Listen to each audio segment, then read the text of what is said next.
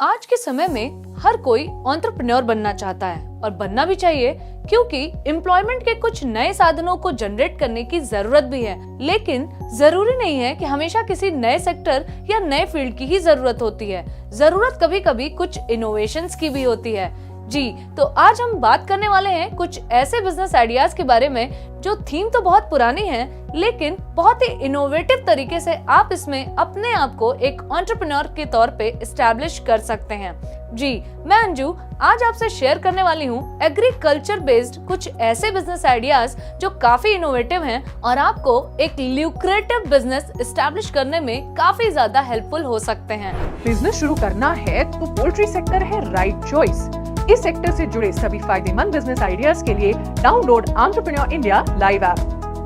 तो चलिए शेयर करते हैं आज का अपना पहला बिजनेस आइडिया, जो कि रिलेटेड है ऑर्गेनिक फर्टिलाइजर से। जी, आपने सुना होगा ऑर्गेनिक फार्मिंग के बारे में। तो ऑर्गेनिक फार्मिंग की जाती है ऑर्गेनिक फर्टिलाइजर्स की मदद से, यानी कि जहां पे हम केमिकल लेस प्रोडक्ट्स को यूज करते हैं या फिर केमिकल लेस चीजों का ही प्रयोग करते हैं। अगर मैं बात करूं ऑर्गेनिक फर्टिलाइजर्स बिजनेस की, तो ये अपने आप में बहुत ही यूनिक बिजनेस आइडिया है, जो कि कहा जाए केमिकल फ्री प्रोडक्ट्स के तौर पे शुरू किया जा सकता है। इसकी डिमांड भी बहुत ज्यादा है। अगर आप इसको प्रॉपर मैनेज कर लेते हैं तो इसमें एक अच्छा खासा प्रॉफिट आपके लिए हो सकता है। आजकल सरकार के साथ साथ फार्मर्स भी इस चीज को लेकर काफी ज्यादा कंसर्न है कि कैसे एनवायरनमेंट को प्रोटेक्ट किया जाए, यानी कि फार्मिंग भी हो लेकिन एनवायरनमेंट को किसी तरीके से नुकसान ना पहुंचाया जाए। इसीलिए एक ऐसा इकोसिस्टम एस्टैब्लिश करने की कोशिश की जा रही है जिसके थ्रू एग्रीकल्चर भी हो लेकिन सस्टेनेबल मींस के द्वारा,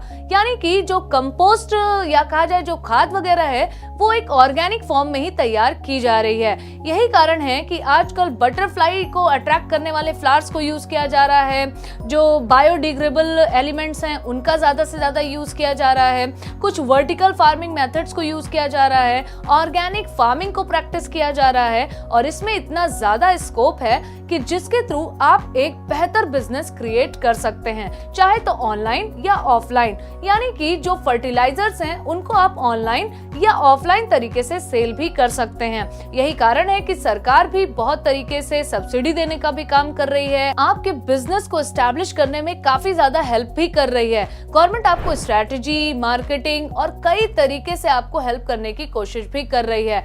अब बात कर लेते हैं कि अगर आप एक कहा जाए ऑर्गेनिक फर्टिलाइजर्स के तौर पे अपना बिजनेस स्टार्ट करना चाहते हैं तो उसके लिए कुछ परमिट, लाइसेंस और लीगल डॉक्यूमेंट्स की भी जरूरत होती है। जैसे कि अगर मैं सबसे पहले बात करूं तो आपको अपने फर्म का रजिस्ट्रेशन कराना होगा, ट्रेड लाइसेंस लेना होगा, जीएसटी रजिस्ट्रेशन कराना होगा, ट्रेडमार्क का रजिस्ट्रेशन कराना होगा। तो अगर आप भी इस बिजनेस को शुरू करना चाहते हैं तो अपनी लोकेशन डिसाइड कर लीजिए, प्रोडक्शन का प्रोसीजर क्या होगा, स्पेसिफिकेशन क्या होगा, ये सारी चीजें डिसाइड करने के बाद आप इजीली इस बिजनेस को स्टार्ट कर सकते हैं। तो चलिए अब जान लेते हैं इसके मार्केट साइज के बारे में। अगर बात करें रिसेंट की कुछ रिपोर्ट्स के अनुसार तो ऑलरेडी इसका मार्केट साइज 898.5 बिलियन के बराबर हो चुका है और एक्सपेक्ट किया जा रहा है कि 2028 तक यही मार्केट साइज बढ़कर अगर हम इंडियन रुपीस में देखें तो 1188.3 बिलियन रुपीस में हो जाएगा और CAGR भी इसका काफी ज्यादा रहने वाला है। ऐसा माना जा रहा है कि 2023 से 28 के दौरान ये 4.85% की एनुअल ग्रोथ रेट के साथ बढ़ेगा। Cold room, cold storage, ripening unit या फ्रोजन फूड जैसे अनेक बिजनेसेस के बारे में हमसे जानिए। Download the entrepreneur India live app.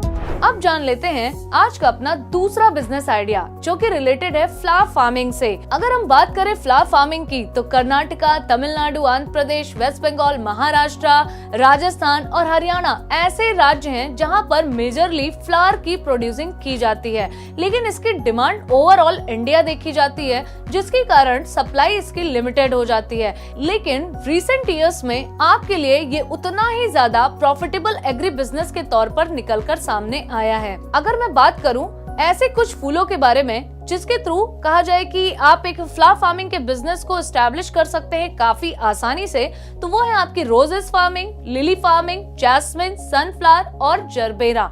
तो अगर इनका बिजनेस आप स्टार्ट करते हैं तो काफी ज्यादा प्रॉफिट में रहने की आपकी उम्मीद है। अगर हम बात करें फ्लावर्स के यूजेस की, तो इसे आप बुके में, गार्लैंड में और कई तरीके के जो अदर प्रोडक्ट्स जिसमें कहा जाए सेंट या परफ्यूम वगैरह का यूज किया जाता है या फिर एज ए फ्रेग्रेंट यूज किया जाता है, तो वहां पर इन फूलों का आजकल बहुत ज्यादा यूज हो रहा है। लेकिन साथ ही साथ इन फूलों का यूज और भी जगह पर है, ये अदर तरीके से भी काफी ज्यादा सपोर्टिव हैं। जैसे कि ये एनवायरनमेंट को प्रोटेक्ट भी करते हैं, अगर आप इनकी क्रॉप्स लगाते हैं, ये फार्मर्स की इनकम को भी इंक्रीज करते हैं, साथ ही साथ ये एयर और नॉइज पोल्यूशन दोनों को रिड्यूस करने का काम करते हैं, इको टूरिज्म को प्रमोट करने का काम करते हैं। और भारत में एक फायदा भी है कि हमारे यहाँ डाइवर्स एग्रो क्लाइमेटिक कंडीशंस हैं, जिसके थ्रू हम थ्रू आउट दी सीजन या कहा जाए सभी सीजन्स में अलग अलग तरीके के फूलों की फार्मिंग को कर सकते हैं। इसीलिए इसका मार्केट साइज भी लगातार ग्रो होता जा रहा है। तो चलिए जान लेते हैं इसके मार्केट साइज के भी बारे में। तो ऑलरेडी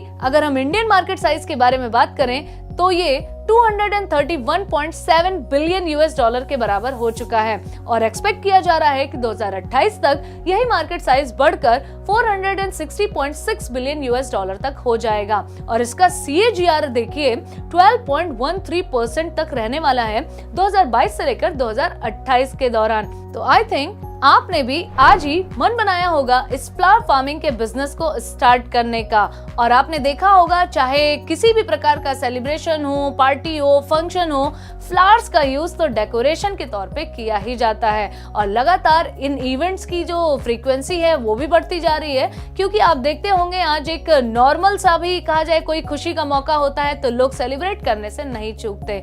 तो जहाँ पे रिक्वायरमेंट है वहाँ पे आपके लिए अपॉर्चुनिटी है। अब बात कर लेते हैं आज के अपने तीसरे बिजनेस आइडिया के बारे में, जो कि रिलेटेड है हर्बल फार्मिंग से, यानी कि जहां पे एक तरीके से आप मेडिसिनल प्लांट्स को उगाते हैं। अभी हाल ही में मिनिस्ट्री ऑफ फाइनेंस और मिनिस्ट्री ऑफ आयुष ने मिलकर 4000 करोड़ का पैकेज आत्मनिर्भर भारत के अंतर्गत प्रमोट किया था, जिसका मेन कारण था कि जिससे ज्यादा से ज्यादा मेडिसिनल प्लांट्स को बढ़ाया जा सके, क्योंकि ये कई तरीके से हमारे लिए हेल्पफुल होते हैं। जैसे इनमें हम खास पेड़ों की बात करें तो आपका तुलसी हो गया, नीम हो गया, टर्मरिक यानी कि हल्दी, जिंजर, ये कुछ ऐसे प्लांट्स हैं जो हमारे स्वास्थ्य को लेकर काफी ज्यादा बेनिफिशियल होते हैं। ये हमारे इम्यून सिस्टम को भी काफी ज्यादा बूस्ट करने का काम करते हैं। जैसे इन्फ्लेमेशन जैसी कुछ बीमारियां हैं जिनमें आप डायरेक्ट हर्बल प्रोडक्ट्स का यूज करके अपनी बीमारियों को दूर कर सकते हैं। यही कारण है कि नेशनल मार्केट से लेकर इंटरनेशनल मार्केट तक इनकी डिमांड लगातार बढ़ती जा रही है। तो जब इनकी डिमांड बढ़ रही है तो आपके लिए भी ये मार्केट काफी ज्यादा बेनिफिशियल हो सकता है।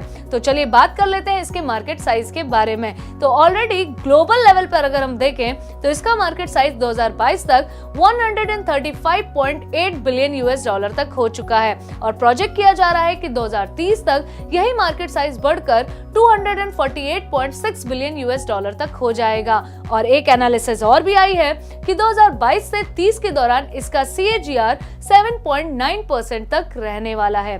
तो आई थिंक आज के ये तीनों बिजनेस आइडियाज जो कि एग्रीकल्चर बेस्ड हैं, काफी इनोवेटिव हैं, ल्यूक्रेटिव हैं, आपको खासा पसंद आए होंगे। तो ऐसे ही बिजनेस आइडियाज के लिए आज ही विजिट कीजिए www.iid.org.in पर, या फिर आप डाउनलोड कर सकते हैं एंटरप्रेन्योर इंडिया लाइव ऐप।